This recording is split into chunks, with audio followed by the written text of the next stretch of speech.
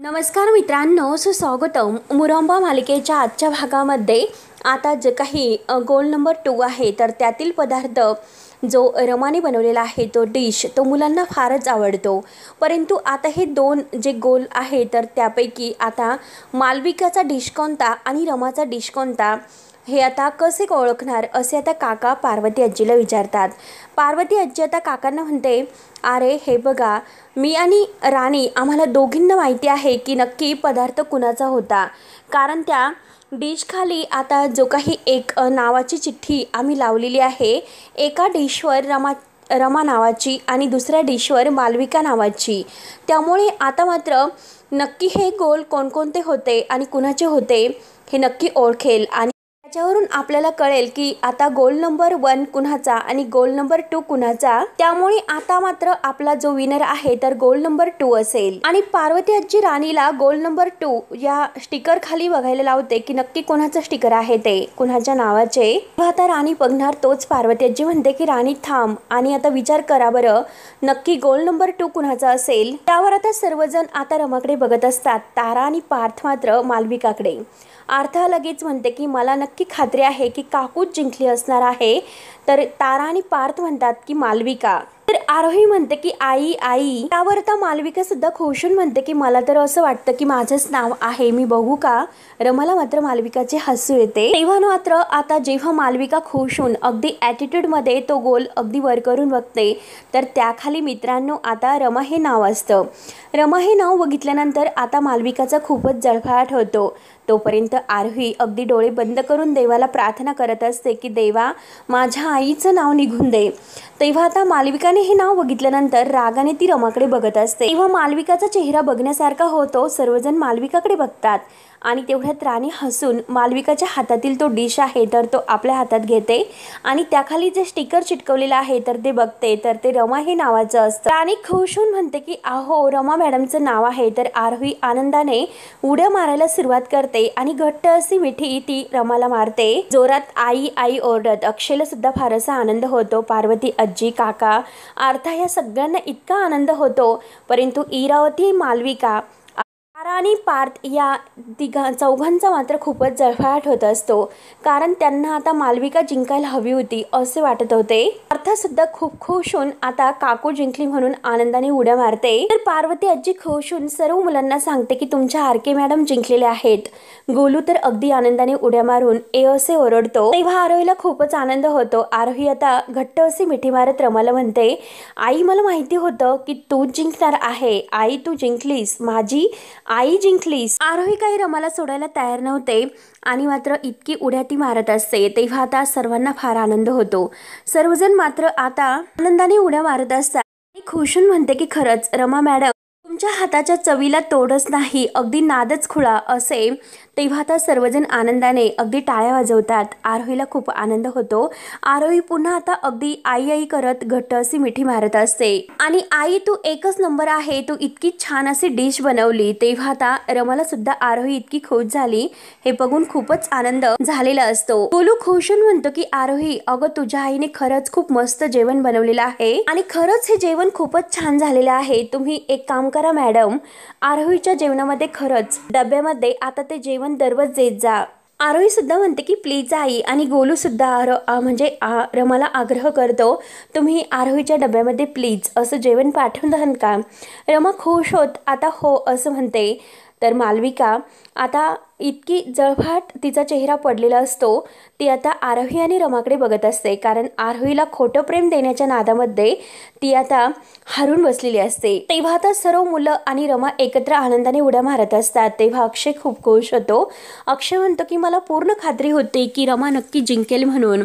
तेव्हा आता तारा आणि पार्थ मात्र अगदी तोंड वाकडे करून तेथून निघून जातात, कारण त्यांना रमाचा आनंद आणि आरोहीचा आनंद काही बघवत नाही. रमासारखी सुगरण ह्या जगामध्ये नाही. अगदी सर्व काही मन लावून ती करत असते. तेव्हा आता सर्व मुले हे आनंदाने नाचत असतात आणि राणी रमा सुद्धा त्यांच्यामध्ये सामील असतात. तारा इरावती आणि मालविका अगदी बाजूला उभे राहून त्यांच्याकडे रागाने बघत असतात. इरावती तर आपले कान बंद करून घेते आणि पार्वती आजी त्यांच्याकडे बघून खूप खुशून हसत असते. काकांना सुद्धा फार असा आनंद होतो. तेव्हा आता पार्वती आजी म्हणते की मनामध्ये, इरावती अगं तू कितीही प्रयत्न जरी केलेस ना तरी सुद्धा रमा अक्षय एकत्र येणारच आहे. त्यांचं ते कुटुंब एकत्र येणार आहे. आणि हे बघ आता जर तू काही प्रयत्न केलास त्यांना अगदी वेगळं करण्याचा, त्यांच्यामध्ये काहीतरी कारस्थान करण्याचा, परंतु एक गोष्ट लक्षात ठेव अगं, आता जर तू हे प्रयत्न केलेस तर तुझा खरा चेहरा मात्र मी सगळ्यांच्या समोर आणेल. त्याला वेळ मला मात्र लागणार नाही, हे लक्षात ठेव. त्यामुळे आता किती काही झाले तरी इरावतीच्या विरोधात जे पुरावे असतील ते मला गोळा करावेच लागतील. कारण इरावती किती नीच आहे हे सर्वांना दाखवून द्यावेच लागेल, असे पार्वती आजी आता मनात इरावतीकडे बघत बोलत असते. आता इरावतीकडे बघून ती हसते. इरावती आता आपल्या कानामध्ये बोट घालून उभी असते. पार्वती आजीकडे ती बघत असते. त्यानंतर आता मालविकाला खूप राग येतो. ती रागाने आता आतमध्ये येते आणि आपली बॅग पॅक करत असते. तेव्हा इरावती तेथे येते आणि विचारते की काय ग, तू खरंच चालली की काय, कुठे निघालीस? तेव्हा आता मालविका रागाने म्हणते की हे बघा, मला या घरामध्ये राहायचं नाही. तेव्हा इरावती विचारते की अगं का? मालविका म्हणते की ती रमा जिंकली त्यामुळे माझं या घरातील काम संपले, मी इथे नाही राहू शकत. त्यावर आता इरावती म्हणते की अगं काम कसं संपेल, अगं ती रमा एवढीशी स्पर्धा जिंकली आणि ती येथेच राहते आणि तू लगेच आता निघालीस का? अगं तू कशाला जायला हवंस, ती आहे तोपर्यंत तू आहे आणि तू कशाला लगेच जायला निघालीस? त्यावर आता मालविका म्हणते की हे बघा, त्या दोघांच्या डोळ्यामध्ये मी एकमेकांविषयी प्रेम बघितलेलं आहे, ते एकमेकांना नाही सोडू शकत. मी तुम्हाला लिहून देते, कधीही एकमेकांपासून वेगळे नाही होऊ शकत. तेव्हा आता इरावती म्हणते की अगं मग ऐक ना, मी तुला काय म्हणतेस, अगं मस्त ड्रेस वगैरे शिवायला टाकूयात, लेंगे वगैरे, कारण त्यांच्या लग्नामध्ये तुला घालण्यासाठी आणि तू त्यांचं कौतुक करत राहशील. खरंच किती क्यूट कपल आहे म्हणून असं त्यांचं कौतुक करायला नको का, म्हणून फक्त आपण मजा घेत राहू, असं त्यांचं कौतुक करू. तेव्हा आता मालविकाला फार राग येतो. मालविका म्हणते की हे सगळं तुम्ही करत बसा, मला वेळ नाही आणि ह्या सर्वांमध्ये मला इंटरेस्ट सुद्धा नाही. मी येथे आले परंतु मला येथे इरिटेटेड होते, संताप येतोय आणि तुम्हाला काय वाटतं तर मजा येते. तरी सुद्धा इरावती आता हसत असते. तर मालविका रागाने विचारते की तुम्ही का हसतात? तेव्हा आता इरावती जे काही आता चिप्स खात असते आणि ते मालविकाला म्हणते की घेतेस का? मालविका आता रागाने नाही असं म्हणते. तर इरावती म्हणते की हे बघ, माझं सुद्धा असंच आहे, कारण हे बघ, जेव्हा मी चिडलेले असते ना तेव्हा मात्र शांत आणि थंड अशीच राहते, मी जास्त चिडत नाही. आणि आपण रागाच्या जे काही भरात बोलत असतो तर त्या वागण्यातून बोलण्यातून फक्त धूर बाहेर येतो, बाकी काही नसतं. आपली आग, चिडचिड, राग जो काही आहे तर तो आगीच्या स्वरूपात बाहेर येतो आणि असा राग निघायला हवा की ज्याची जे काही समोरच्याच्या विषयी आपल्याला राग आहे तर त्याची अगदी जळून राख व्हायला हवी. तेव्हा आता मालविका म्हणते की हे बघा इरावती मॅम, आपण जे काही करतो ना ते मला असं वाटतं त्यांच्यामध्ये भांडण असं लागलं पाहिजे. आपण ते जे काही करतो ते त्यांच्यासाठी कमी आहे, त्यामुळे उलट ते एकत्र येतात. परंतु आता मला असं वाटतं आपण जे असं काहीतरी करावे की त्या दोघांमध्ये इतकं मोठं असं भांडण निर्माण व्हायला हवे आणि ते वेगळे व्हायला हवेत, असं काहीतरी. तेव्हा आता इरावती म्हणते की अगं थोडीशी शांत हो, अगं भांडण कशाला लावायचं, आणि हे बघ, ज्या दोन व्यक्तीमध्ये प्रेम असतं तर त्यांच्यामध्ये भांडण होते. आताही दोघं भांडत नाही, मग त्याचा अर्थ असा होतो की त्यांच्यामध्ये प्रेम नाही म्हणून, आणि ते प्रेम फुलू शकतं आणि ते फुलण्याच्या अगोदरच आपण ते तोडायचं आहे, तर त्याच्यावर आपल्याला घाव घालायचे आहेत. म्हणजे यासाठी मुख्य कारण असे ते आपण त्यांच्यामध्ये असे गैरसमज निर्माण करायला हवेत, त्यामुळेच त्यांच्यामध्ये अगदी जोराचं भांडण होऊ शकतं. एका गैरसमजातून दुसरा आणि दुसऱ्यातून तिसरा, तिसऱ्यातून चौथा असे गैरसमज ते एकमेकांविषयी वाढत जायला हवेत. जेथे गैरसमज निर्माण होतात तिथे प्रेम आणि सत्य दोन्हीही संपतं. त्यावर आता मालविका म्हणते की इरावती मॅम, हे बघा, मला याबद्दल काही माहिती नाही, मला फक्त इतकंच म्हणजे लागते की रमा येथून कायमची निघून जायला हवी. कारण मला, तर इरावती विचारते की काय कारण, तुला काय? तर मालविका म्हणते की आता अक्षय मला आवडायला लागलेला आहे. तेव्हा इरावती खूप खुशून हसत असते आणि चिप्स खायला अगदी ताव मारत असते. त्यानंतर आता इकडे आरोही मात्र आता आरोही जो गोलू आहे तर त्या गोलूच्या आई बाबांच्या सोबत त्यांच्या गाडीतून स्कूलला येत असते. आता आरोही मात्र त्यांना म्हणत असते की हे बघा, खरंच थँक्यू गोलूचे आई बाबा, खरंच मला तुम्ही पिकअप केल्याबद्दल, कारण बाबा तर लवकर निघून गेला होता, नाहीतर मला स्कूलला सुद्धा येण्यासाठी उशीर झाला असता. गोलूची आई फक्त हसते कारण ती मोबाईलमध्ये बघत असते. तर आता गोलूचे बाबा म्हणतात की अगं बेटा काही हरकत नाही, कधीही जरी तुला असं उशीर झाला तर आम्ही नक्की तुला पिकअप करण्यासाठी येऊ. तेव्हा मात्र आता लगेच त्यांचा रोड चुकलेला असतो. तर आता जे गोलूचे बाबा असतात तर ते गोलूच्या आईला म्हणतात की अगं आपल्याला जो काही मागचा लेफ्ट आहे ना तर तो घ्यायचा होता आणि तुला मॅप्समध्ये बघून लक्ष ठेवता येत नाही का. तर गोलूची आई म्हणते की सॉरी. गोलूचे बाबा चिडतात की सोशल मीडियावर तू रील बघत होती वाटतं किंवा आईचा मेसेज आला असेल. तेव्हा आता गोलूची आई लगेच भांडायला सुरुवात करते आणि म्हणते की वा म्हणजे फक्त 2च मिनिटं मी माझ्या आईशी बोलले आणि तुम्हाला तर लगेच म्हणायला झाले. तेव्हा मात्र आता गोलूचे बाबा म्हणतात की राहून दे, पुढे जाऊयात. तेव्हा आता आरोही हे सर्व ऐकत असते. ती गोलूला म्हणते की गोलू, आणि गोलूच्या हातातील मोबाईल हिसकावून घेते आणि म्हणते की अरे इतका फोन बघायचा नसतो, ते चांगले नसते. तेव्हा आता गोलूच्या आई बाबामध्ये भांडण सुरू असतं. त्यांचं काही आता आरोही आणि गोलूकडे लक्ष नसते, ते भांडतच असतात. तर आरोही त्याला म्हणते की गोलू अरे तुझे आई बाबा किती भांडतात रे, त्यांचं एकमेकावर प्रेम नाही का रे, ते किती भांडतात रे. तेव्हा आता गोलू म्हणतो की अगं हेच तर त्यांचं प्रेम आहे, कारण पुढच्या 2 मिनिटं ते भांडतील आणि पुढच्या 2च मिनिटात पुन्हा आता बाबा आईला मनवतील. तेव्हा आता गोलूचे बाबा लगेच आता त्याच्या आईला म्हणतात की सॉरी, खरंच रागवू नकोस, चल मी तुला आईस्क्रीम खायला घेऊन जातो. तेव्हा गोलूची आई सुद्धा गोलूच्या बाबांना सॉरी म्हणते आणि तुम्हाला माझ्यामुळे त्रास झाला.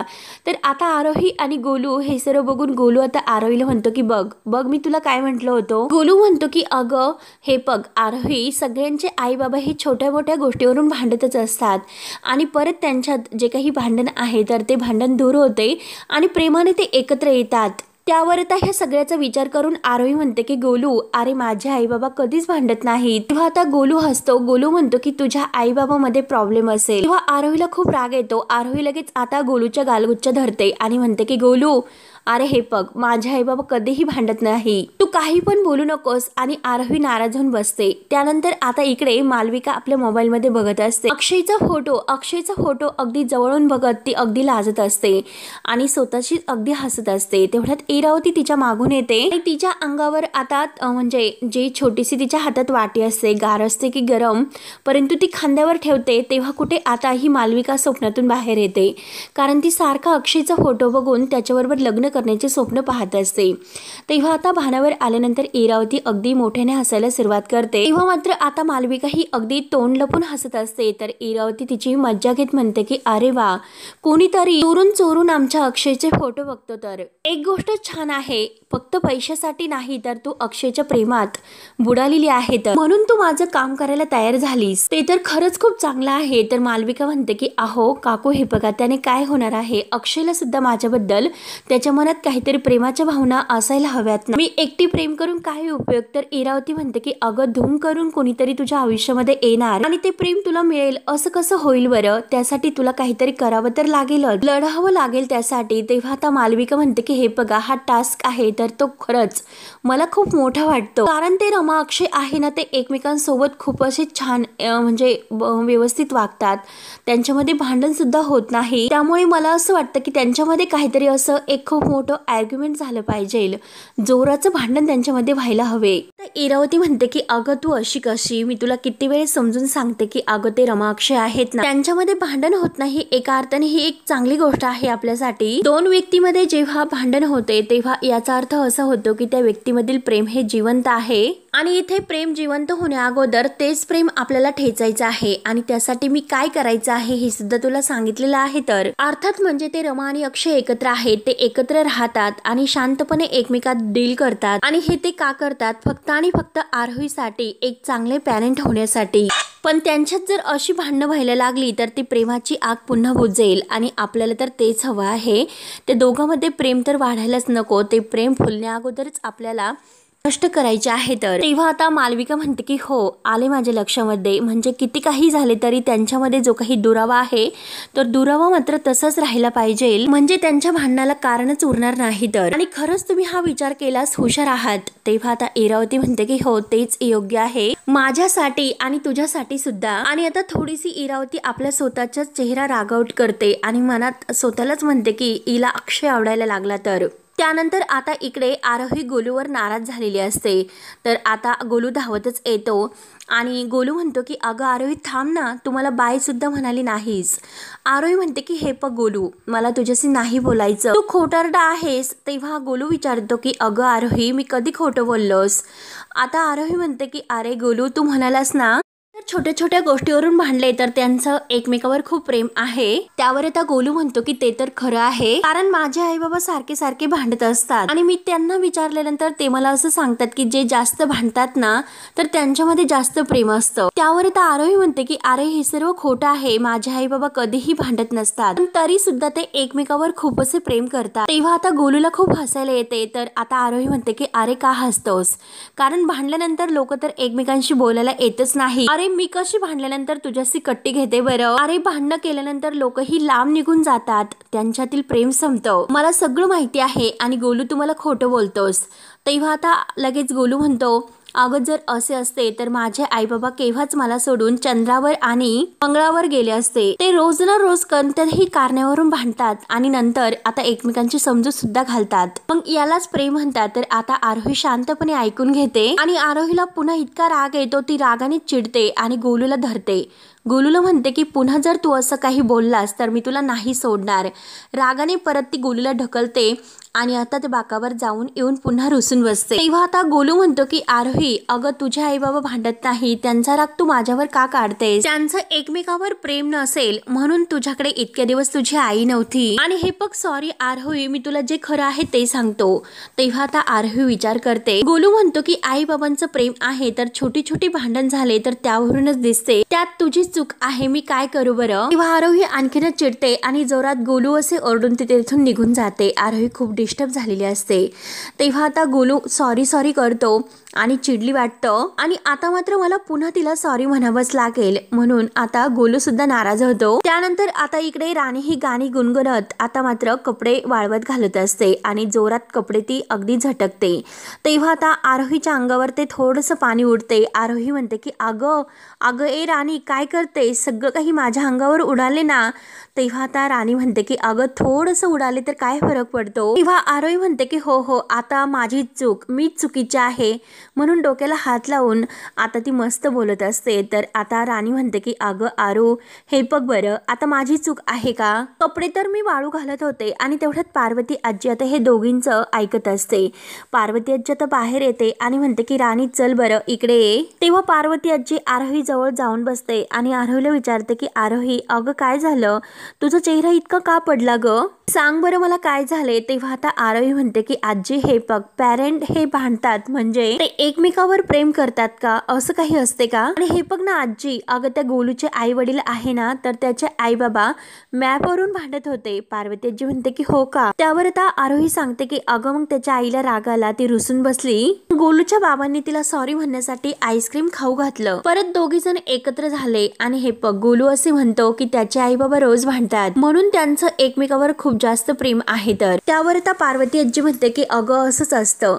तर आरोही डोक्याला हात लावून म्हणते की आजी परंतु माझे आई बाबा तर एकमेकांशी भांडत सुद्धा नाही, नेमकं काय बरं, आणि त्यांच्यात जास्त बोलणं सुद्धा आता होत नाही। तर पार्वती आजी म्हणते की अगं म्हणजे तुझे आई बाबा एकमेकांशी भांडत नाही आणि जास्त ते एकमेकांशी बोलत सुद्धा नाही, याचं तुला जरा जास्त टेन्शन आले का। तर आरोही सांगते की हो ना आजी, म्हणजे आजी याचा अर्थ असा आहे का आई बाबांचं एकमेकावर प्रेम नाही का ग। तेव्हा आता पार्वती आजी म्हणते की अगं असे काही नाही, रमा आणि अक्षय हे तुझे आई बाबा एकमेकांशी अगोदर खूप असे भांडायचे, पूर्वी ते एकमेकांशी इतके भांडायचे की त्यांचं प्रेम एकमेकावरचं अगदी भांडणातूनच व्यक्त व्हायचं, आणि हे पग खूप दिवस तर ते एकमेकांशी भांडले नाही तर आम्हाला शंका यायची दोघांमधील प्रेम संपले की काय।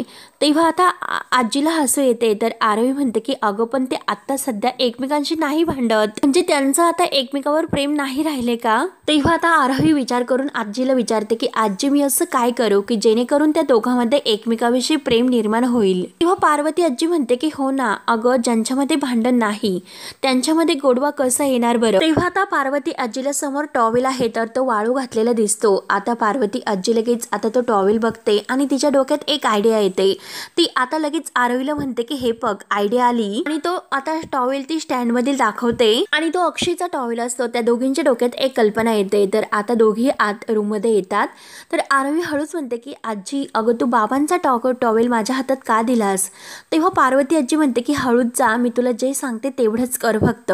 आरोही आता अक्षयच्या रूममध्ये हळूच येते. अक्षय काहीतरी काम करत असतो, म्हणजे लिहित वगैरे असतो आणि तेवढ्यात आरोही अगदी चोर पावलांनी तेथे येते आणि अगदी पार्वती आजीला डन करत आणि तेथे जवळच बेडवर तो टॉवेल फेकते आणि लगेच फेकून तेथून अगदी परत आजीजवळ येते. तेव्हा आता पार्वती आजी आणि आरोही खूप हसतात. तर आता आजी म्हणते की हे बघ चल आता आपल्याला मजा बघायची आहे फक्त, म्हणून दोघी धावतच आता जरा बाजूला येतात. तेव्हा आता रमा ही अक्षयसाठी कॉफी घेऊन रूममध्ये येते आणि आता समोर तो टॉवेल बघते. आता रमाला खूप राग येतो. रमा फक्त रागाने म्हणते की 7 वर्षात आरोही मोठी झाली परंतु तुम्ही नाही झालात. तेव्हा अक्षयला काही कळत नसतं. तो मागे वळून आता रमाला विचारतो की काय ग तू माझ्याशी बोलतेस का. तेव्हा रमा विचारते की येथे कोणी दुसरं आहे का. तर अक्षय विचारतो की अगं काय झाले. तेव्हा रमा आता त्या टॉवेलकडे बघते आणि अक्षयला विचारते की ही कोणती पद्धत आहे तुमची. तेव्हा आता अक्षय ओरडतो. अक्षय म्हणतो की हे बघ अगं हा मी नाही टाकला. रमा म्हणते की ही जुनी पद्धत आहे ना तुमची आणि तुम्हालाच वळण नाही तर आरोहीला कसं लागेल. तेव्हा आता अक्षय तो टॉवेल रमाच्या अंगावर फेकतो आणि माझी सवय नाही तर तुला म्हणजे आवड आहे पसारा करण्याची. रमा आणि अक्षय एकमेकांच्या अंगावर तो टॉवेल फेकत असतात. तेव्हा आता रमाला खूप राग येतो. रमा पुन्हा अक्षयच्या अंगावर तो टॉवेल फेकते आणि तुम्हाला काय आवडतं, मिरचीचा ठेचाला अगदी मिरचीच्या ठेच्यासारखं ठेचायला हवं.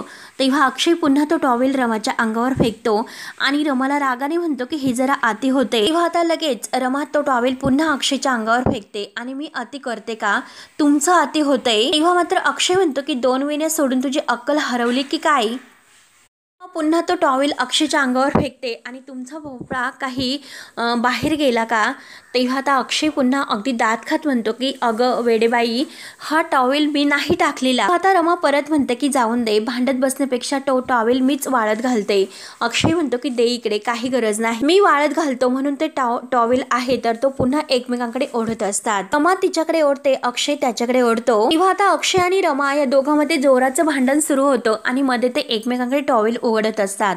आता आरोही गुपचूप येते आणि गुपचूप या दोघांकडे बघून खूप खुश होऊन ती हसत असते आणि थोडीशी बाजूला येऊन आजीजवळ येते आणि आनंदाने उड्या मारत हसत असते. पार्वती आजीला सुद्धा खूप हसू येते आणि हळूच आता आजीला म्हणते की आजी ते एकमेकांशी भांडतात म्हणजे ते एकमेकावर खूप असं प्रेम करतात. त्यावर आता पार्वती आजी खुशून म्हणते की आरोही मुरंबा कितीही गोड असला तरी सुद्धा त्याला थोडी तिखट चव ही लागते. अगं हीच तर त्यांच्या प्रेमाची सुरुवात आहे. त्यामुळे आता ह्या दोघांमधील जो दुवा आहे तर तू आहेस, त्या दोघांना एकत्र आणण्याचं काम तू फक्त करू शकते. त्यावर आता आरोही म्हणते की हो आजी, प्रॉमिस करते मी तुला, मी माझ्या आई बाबांना एकत्र आणणार म्हणजे आणणार. तेव्हा आता पार्वती आजी खुशून आरोहीला जवळ घेते आणि आतमध्ये मात्र रमा आणि अक्षय टॉवेल ओढतच असतात आणि एकमेकांशी खूप भांडत असतात. तर या दोघींना फारच आनंद होतो आणि शेवटी मित्रांनो हा भाग येथे संपतो. पुढील भागामध्ये रमा आणि अक्षय हे एकमेकांशी भांडता त्यांचं जे काही बोट आहे तर ते एकमेकांच्या बोटामध्ये त्यांनी अडकवलेलं असतं.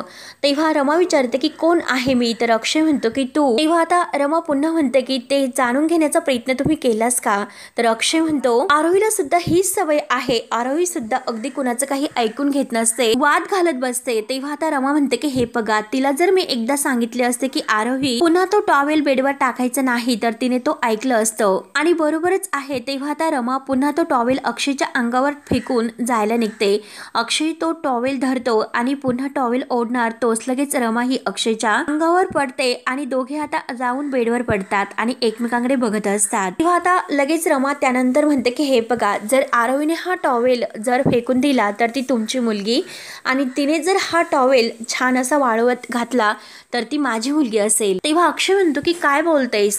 तर रमा ही आता रागाने अक्षयकडे बघत असते. तेव्हा मित्रांनो पुढे काय होईल हे बघण्यासाठी आता आपल्या चॅनलला नक्की सबस्क्राईब करत राहा. धन्यवाद.